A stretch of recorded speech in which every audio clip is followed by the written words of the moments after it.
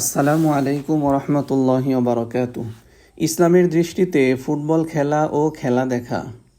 আলহামদুলিল্লাহি নাহমাদুহু ওয়া নাস্তাঈনুহু ওয়া নাস্তাগফিরুহু। আলহামদুলিল্লাহি রাব্বিল আলামিন ওয়াসসালাতু ওয়াসসালামু আলা সাইয়্যিদিনা মুহাম্মাদি ওয়া আলা আলিহি ওয়া সাহবিহি আজমাইন, আম্মা বা'দ।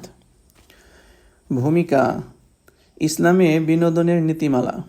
সম্মানিত ইমানদার ভাইয়েরা, আল্লাহ তাআলা আমাদেরকে পৃথিবীতে শুধু খেলাধুলা, বিনোদন বা দুনিয়ার আনন্দে মগ্ন থাকার জন্য সৃষ্টি করেননি। আবার ইসলাম এমনও নয় যে মানুষের স্বাভাবিক চাহিদা, বিশ্রাম ও শরীর চর্চাকে সম্পূর্ণ নিষিদ্ধ করেছে। ইসলাম একটি ভারসাম্যপূর্ণ জীবন ব্যবস্থা। তাই আজকের আলোচনার বিষয় ইসলামের দৃষ্টিতে ফুটবল খেলা ও খেলা দেখা। বর্তমান সময়ে ফুটবল পৃথিবীর অন্যতম জনপ্রিয় একটি খেলা।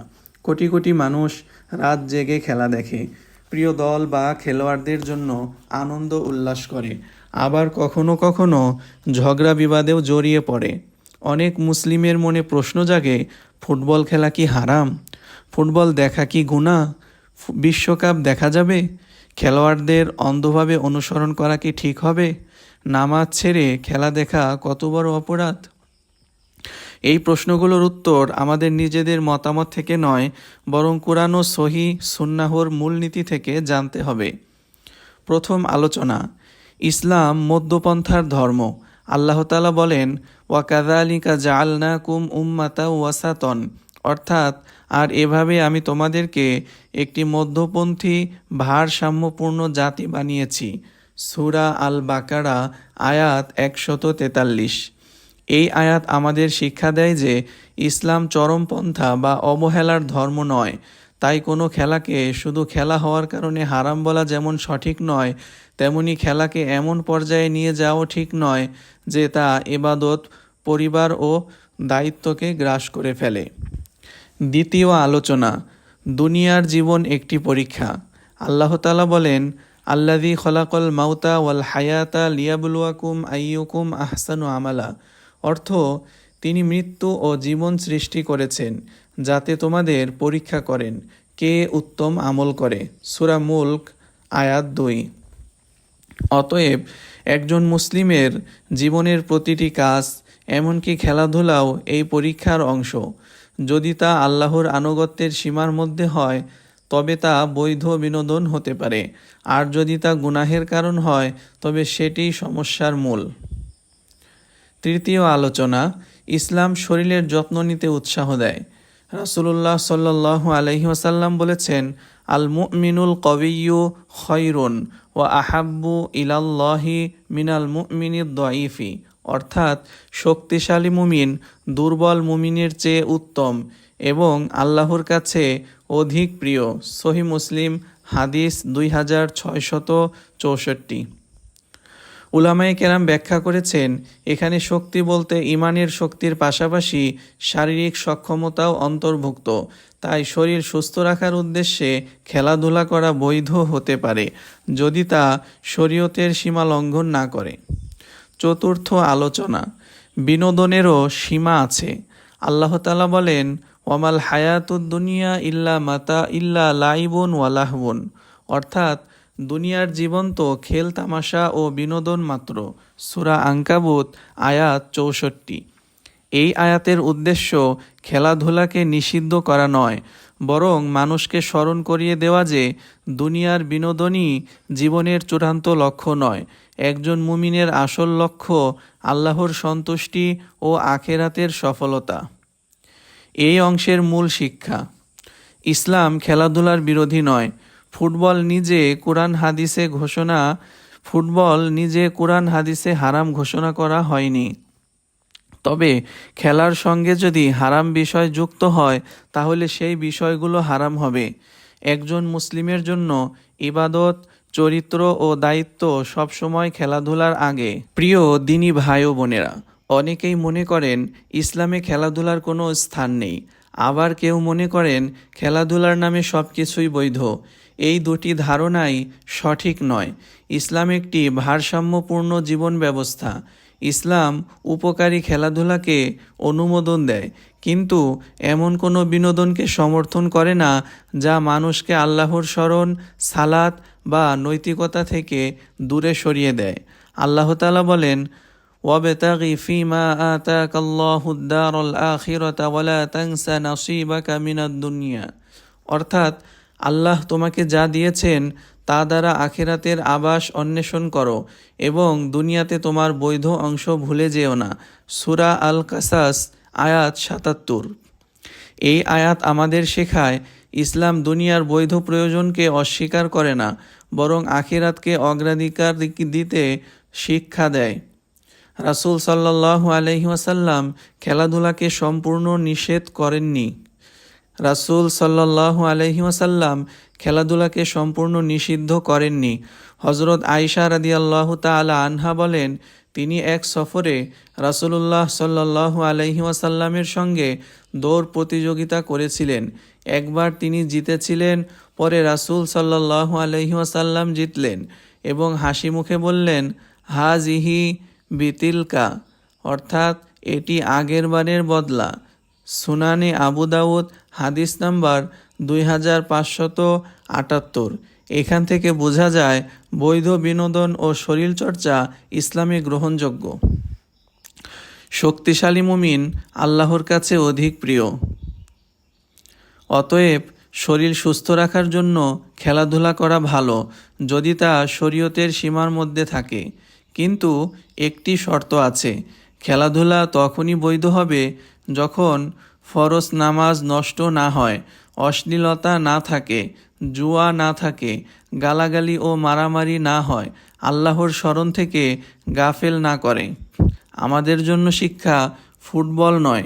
সমস্যা হলো খেলার নামে সীমা লঙ্ঘন। একজন মুসলিম খেলবে, শরীরচর্চা করবে, আনন্দ করবে, কিন্তু কখনোই আল্লাহর হুকুমের বিনিময়ে নয়। প্রিয় দিনী ভাই ও বোনেরা, কুরআন ও সহিহ হাদিসে ফুটবলকে নাম ধরে হারাম বা হালাল বলা হয়নি। তাই এর বিধান নির্ভর করে এর সঙ্গে কি কি বিষয় যুক্ত হচ্ছে তার উপর। ইসলামী ফিকহের একটি মূলনীতি হল আল আসলু ফিল আশিয়া ইল ইবাহাতু, অর্থ বস্তুর মূল বিধান হল বৈধতা, যতক্ষণ না তা হারাম হওয়ার স্পষ্ট দলিল পাওয়া যায়। এ কারণে ফুটবলের হুকুমও এর বাস্তব অবস্থা অনুযায়ী পরিবর্তিত হতে পারে। ফুটবল কখন জায়েজ হতে পারে? যদি শরীর সুস্থ রাখার উদ্দেশ্যে খেলা হয়, নামাজ সময় মতো আদায় করা হয়, পর্দা ও শালীনতা বজায় থাকে, জুয়া, বাজি বা অবৈধ লেনদেন না থাকে, গালাগালি, ঝগড়া ও শত্রুতা সৃষ্টি না হয়, খেলার কারণে পিতামাতা, পরিবার পরিজন ও কাজের হক নষ্ট না হয়, তাহলে এটি বৈধ বিনোদনের অন্তর্ভুক্ত হতে পারে। ফুটবল কখন গুনাহের কারণ হয়? যখন নামাজ ছুটে যায়। আল্লাহ তাআলা বলেন, ফাওয়াইলুল লিল মুসাল্লিন আল্লাযীনা হুম আন সালাতিহিম সাহুন, অর্থাৎ ধ্বংস তাদের জন্য যারা নামাজ আদায় করে কিন্তু নিজেদের নামাজের ব্যাপারে উদাসীন। সূরা মাউন আয়াত ৪-৫। যদি কেউ খেলার কারণে ইচ্ছাকৃতভাবে নামাজে বিলম্বিত করে বা ছেড়ে দেয়, তাহলে সেটি বড় গুনাহ। আল্লাহর স্মরণ থেকে যদি গাফেল করে খেলা। আল্লাহ তাআলা বলেন, ইয়া আইয়ুহাল্লাযীনা আমানু লা তুলহিকুম আমওয়ালুকুম ওয়ালা আওলাদুকুম আন যিকরিল্লাহ, অর্থাৎ হে ঈমানদারগণ, তোমাদের সম্পদ ও সন্তান তোমাদেরকে যেন আল্লাহর স্মরণ থেকে গাফেল না করে। সূরা আল মুনাফিকুন আয়াত ৯। যদি ফুটবল এমন নেশায় পরিণত হয় যে কোরআন তিলাওয়াত, জিকির, দ্বীনি জ্ঞান অর্জন ও ইবাদত উপেক্ষিত হয়, তাহলে তা ক্ষতিকর।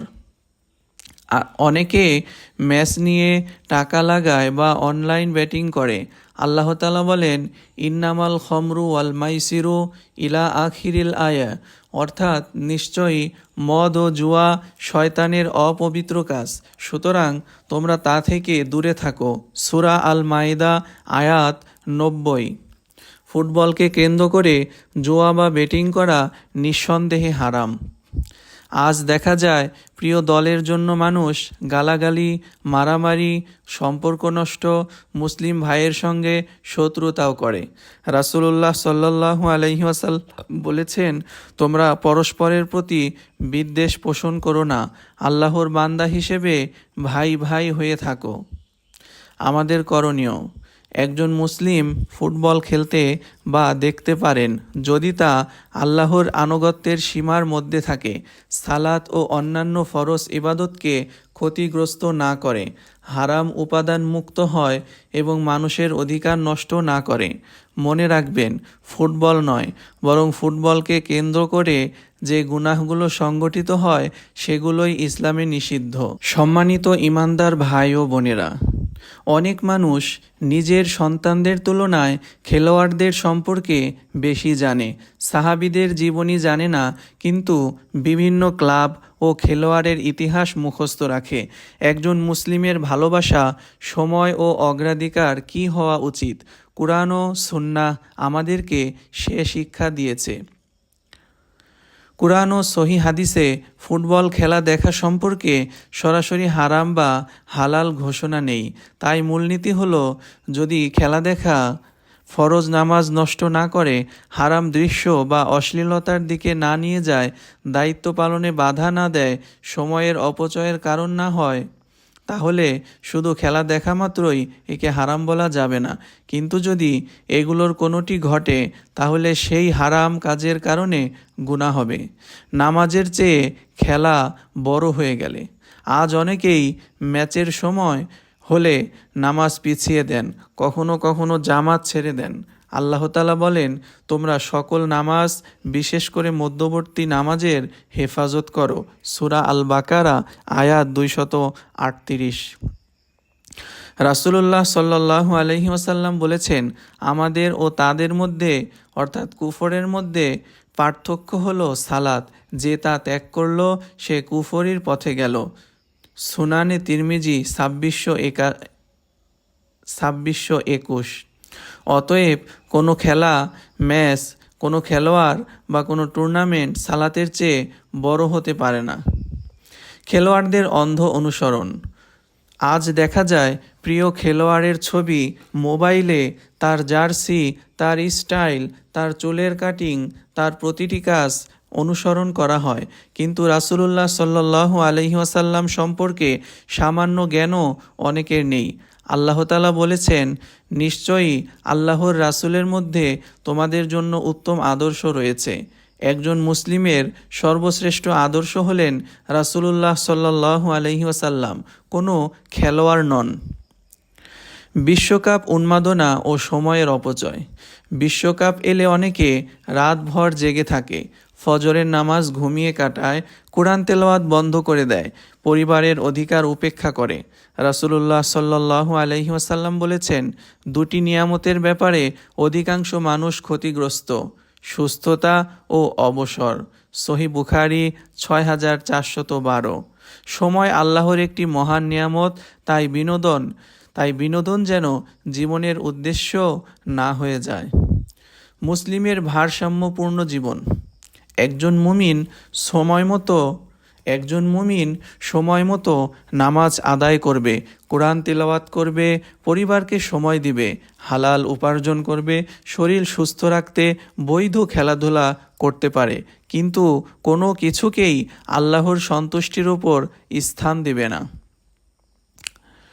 খেলা দেখা নিজে হারাম এ কথা কুরআন হাদিসে বলা নেই, কিন্তু খেলার কারণে যদি নামাজ, দিন, চরিত্র বা দায়িত্ব নষ্ট হয়, তাহলে সেই কাজ গুনাহের কারণ হবে। একজন মুসলিমের প্রকৃত ভালোবাসা ও অনুসরণ হবে রাসূলুল্লাহ সাল্লাল্লাহু আলাইহি ওয়াসাল্লামের প্রতি। হে আল্লাহ, আমাদের সবাইকে বরকতময় করুন। আমাদের অন্তরে আপনার ও আপনার রাসূল সাল্লাল্লাহু আলাইহি ওয়াসাল্লামের ভালোবাসা সর্বোচ্চ স্থানে দান করুন। আমাদেরকে এমন সব কাজ থেকে রক্ষা করুন যা আমাদেরকে আপনার স্মরণ থেকে গাফেল করে দেয়। সকলেই বলি আমিন। প্রিয় ইমানদার ভাই ও বোনেরা, বর্তমানে অনলাইনে ও অফলাইনে অনেকেই বলে, এই দল জিতলে আমি এত টাকা পাবো, তুমি ওই দল ধরো, আমি এই দল ধরি, বাজি ধরি, কে জিতবে দেখা যাবে। এই ধরনের জুয়া ইসলামে স্পষ্টভাবে হারাম।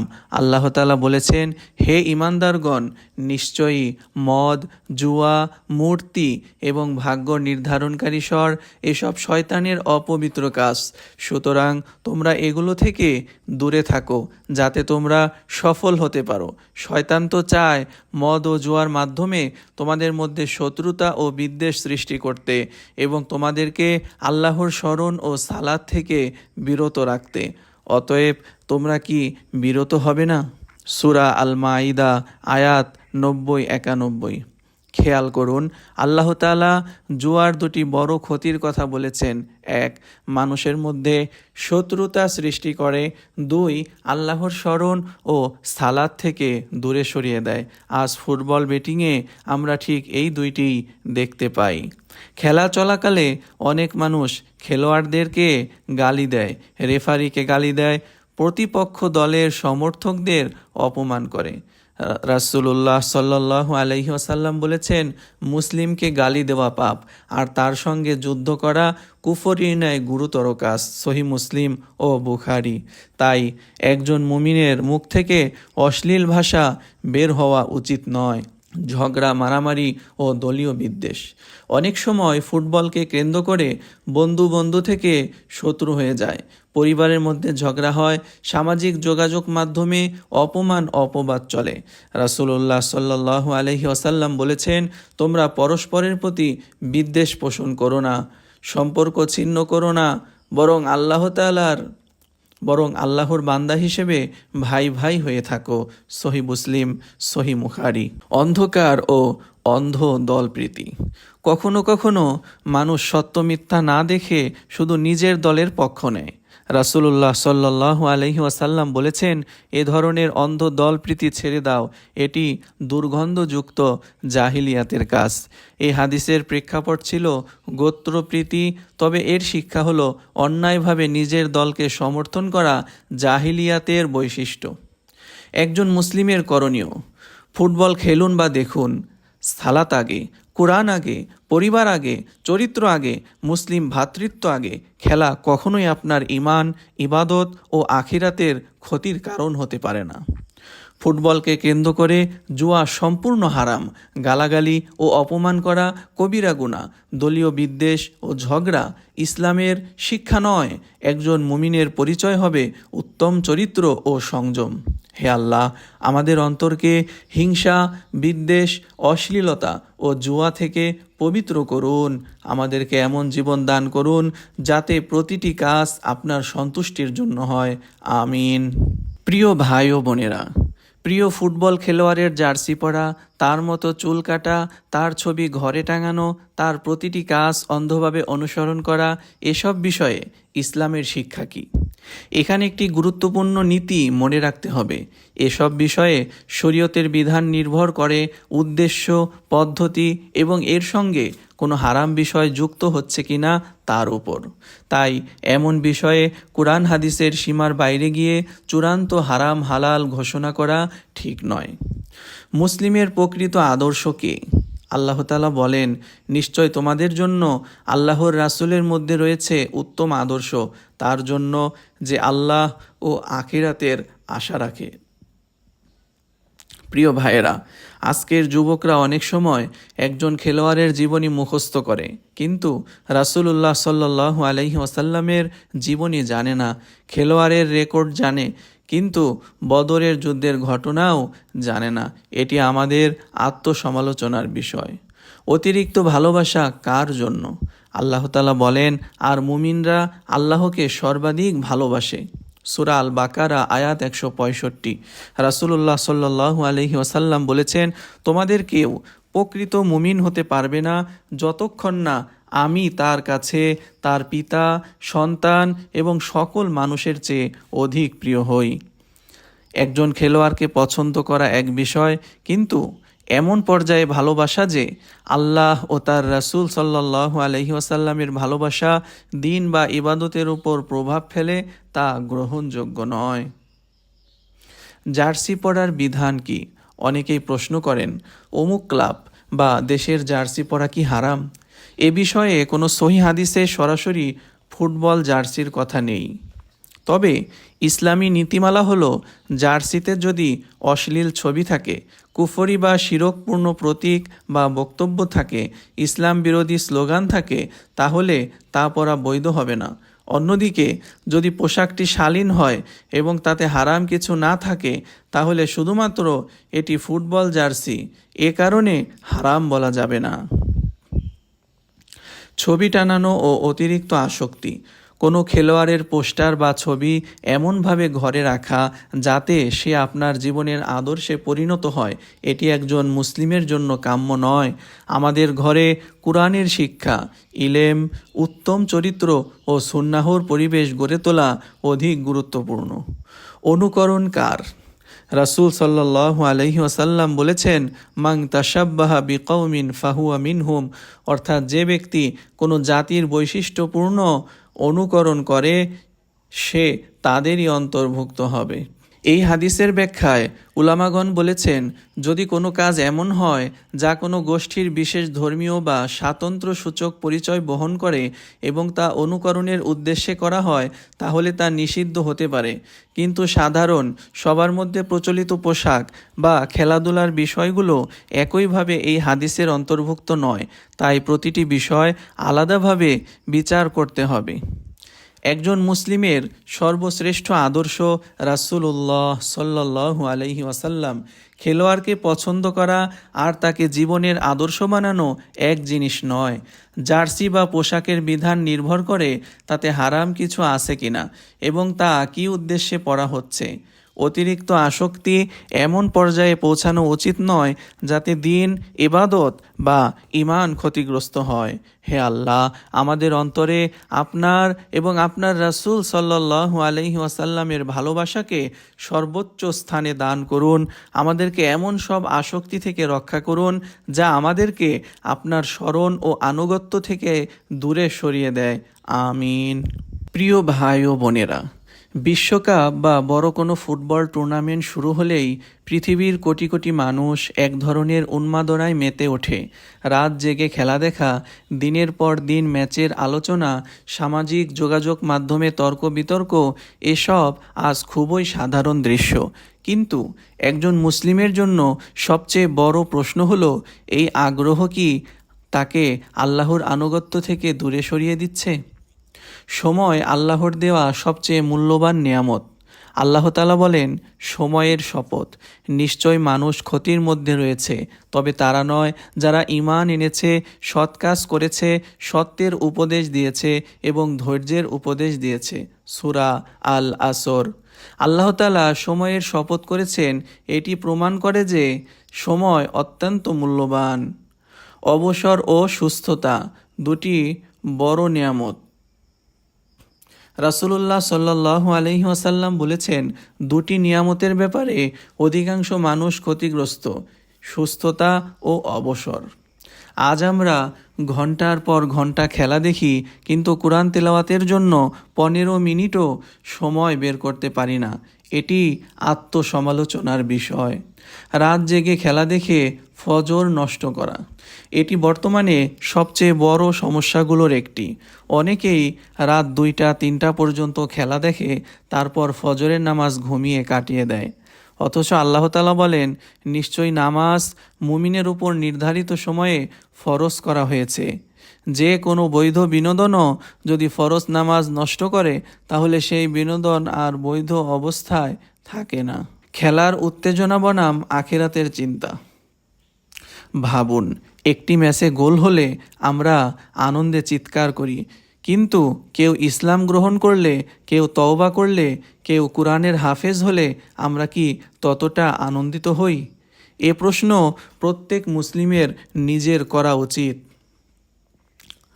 দুনিয়ার বিনোদন ক্ষণস্থায়ী। আল্লাহ তাআলা বলেছেন, জেনে রাখো, দুনিয়ার জীবন তো খেল তামাশা, বিনোদন ও সৌন্দর্যের প্রতিযোগিতা মাত্র। সূরা আল হাদীদ আয়াত 20। আল্লাহ এখানে দুনিয়ার ক্ষণস্থায়ী আনন্দের কথা স্মরণ করিয়ে দিয়েছেন, যাতে মানুষ আখেরাতকে ভুলে না যায়। একজন মুসলিমের ভারসাম্য। ইসলাম বলে না যে সব ধরনের বৈধ বিনোদন ছেড়ে দাও, বরং ইসলাম বলে আগে নামাজ, আগে কুরআন, আগে পরিবার, আগে হালাল উপার্জন, এরপর সীমার মধ্যে বৈধ বিনোদন। এই ভারসাম্যই ইসলামের সৌন্দর্য। সময় আল্লাহর অমূল্য নিয়ামত। খেলার কারণে একটি ওয়াক্তের নামাজও যেন নষ্ট করা না হয়, কারণ তা জায়েজ নয়। রাত জেগে এমন কিছু করা উচিত নয় যা ফরজ ইবাদতকে ক্ষতিগ্রস্ত করে। দুনিয়ার আনন্দ থাকবে, কিন্তু আখেরাতের প্রস্তুতি থাকবে না। দুনিয়ার আনন্দ থাকবে, কিন্তু আখেরাতের প্রস্তুতি কখনো ভুলে যাওয়া যাবে না। হে আল্লাহ, আমাদের সময়কে বরকতময় করুন। আমাদেরকে এমন জীবন দান করুন যাতে প্রতিটি মুহূর্ত আপনার সন্তুষ্টির পথে ব্যয় করতে পারি। আমাদেরকে নামাজের হেফাজতকারী বানিয়ে দিন এবং দুনিয়ার মোহ থেকে রক্ষা করুন। আমিন। প্রিয় ভাই ও বোনেরা, ইসলামের মূলনীতি আমাদেরকে মনে রাখতে হবে। কুরআন ও সহিহ হাদিসে ফুটবল খেলার নাম উল্লেখ করে এটিকে হারাম বা হালাল বলা হয়নি। তাই কোনো আলেমের ব্যক্তিগত মতকে কুরআন হাদিসের চূড়ান্ত বিধান হিসেবে উপস্থাপন করা উচিত নয়। ইসলামী শরীয়তের মূলনীতি হলো, কোনো কাজের বিধান নির্ধারণ হয় তার উদ্দেশ্য, পদ্ধতি এবং তার সঙ্গে যুক্ত ভালো বা মন্দ বিষয়ের ভিত্তিতে। ফুটবল খেলা কখন বৈধ হতে পারে? যদি নামাজ ঠিক থাকে, আকীদা ও ঈমান ক্ষতিগ্রস্ত না হয়, জুয়া ও বাজি না থাকে, অশ্লীলতা না থাকে, সময়ের অপচয় না হয়, পরিবার, পড়াশোনা বা জীবিকার ক্ষতি না হয়, তাহলে এটি বৈধ বিনোদন বা শরীরচর্চার অন্তর্ভুক্ত হতে পারে। কখন ফুটবল খেলা কখন গুনাহের কারণ হয়? যদি ফরজ সালাত ছুটে যায়, জুয়া ও বেটিং করা হয়, গালাগালি ও অশ্লীল ভাষা ব্যবহার করা হয়, মুসলিমদের মধ্যে বিদ্বেষ সৃষ্টি হয়, হারাম দৃশ্য দেখা হয়, দ্বীনি দায়িত্ব অবহেলা করা হয়, তাহলে সেই কাজগুলো হারাম হবে। রাসূল সাল্লাল্লাহু আলাইহি ওয়াসাল্লাম আমাদেরকে কি শিক্ষা দিয়েছেন? নবীজি বলেন, যা তোমরা উপকারে আসে তার প্রতি আগ্রহী হও, আর আল্লাহর সাহায্য চাও এবং দুর্বল হও না। সহিহ মুসলিম 2664। এই হাদিস আমাদেরকে শেখায়, যে কাজ দুনিয়া ও আখেরাতে উপকার বয়ে আনে সেটিকেই অগ্রাধিকার দিতে হবে। আমরা কি নিয়ে বেশি চিন্তা করি? নিজেকে প্রশ্ন করুন, আমি কি 5 ওয়াক্ত নামাজ ঠিকমতো আদায় করি? আমি কি প্রতিদিন কোরআন তেলাওয়াত করি? আমি কি আমার সন্তানকে দ্বীনি শিক্ষা দিচ্ছি? আমি কি আমার মা বাবার হক আদায় করছি? যদি এসবের চেয়ে ফুটবল, ক্লাব বা খেলোয়াড়দের খবর বেশি গুরুত্বপূর্ণ হয়ে যায়, তাহলে আমাদের অগ্রাধিকার পুনর্বিবেচনা করা দরকার। একজন মুসলিমের পরিচয়। একজন প্রকৃত মুসলিম নামাজকে ভালোবাসে, কোরআনকে ভালোবাসে, রাসূল সাল্লাল্লাহু আলাইহি ওয়াসাল্লামকে সবচেয়ে বেশি ভালোবাসে, বৈধ বিনোদন গ্রহণ করে, কিন্তু কখনোই তা ইবাদত ও আখিরাতের প্রস্তুতির উপর প্রাধান্য দেয় না। প্রিয় ভাই ও বোনেরা, ফুটবল একদিন শেষ হয়ে যাবে, বিশ্বকাপ শেষ হয়ে যাবে, প্রিয় খেলোয়াড় একদিন অবসর নেবে, ক্লাব বদলে যাবে, কিন্তু আপনার কবর থাকবে, হাসরের ময়দান থাকবে, মিজান থাকবে, পুলসিরাত থাকবে, জান্নাত ও জাহান্নাম থাকবে। তাই এমনভাবে জীবন পরিচালনা করুন, দুনিয়ার বৈধ আপনার কবর থাকবে, হাসরের ময়দান থাকবে, মিজান থাকবে, পুলসিরাত থাকবে, জান্নাত ও জাহান্নাম থাকবে। তাই এমনভাবে জীবন পরিচালনা করুন যাতে দুনিয়ার বৈধ আনন্দ আপনাকে আখিরাতের সফলতা থেকে বঞ্চিত না করে।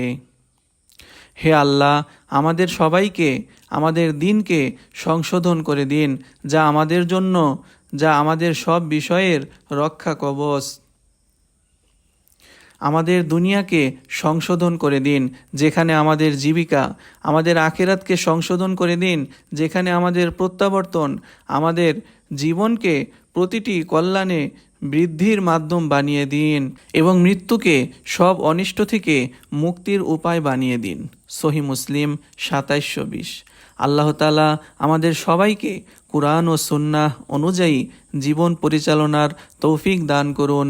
আমিন। আসসালামু আলাইকুম ওয়া রাহমাতুল্লাহি ওয়া বারাকাতুহু। প্রিয় দর্শক, এতক্ষণ যারা আমাদের এই ভিডিওটি শুনলেন, অবশ্যই যদি ভিডিওটি ভালো লাগে আমাদের চ্যানেলটিকে সাবস্ক্রাইব করে পাশেই থাকবেন পরবর্তী ভিডিওটি সবার আগে পাওয়ার জন্য। আসসালামু আলাইকুম।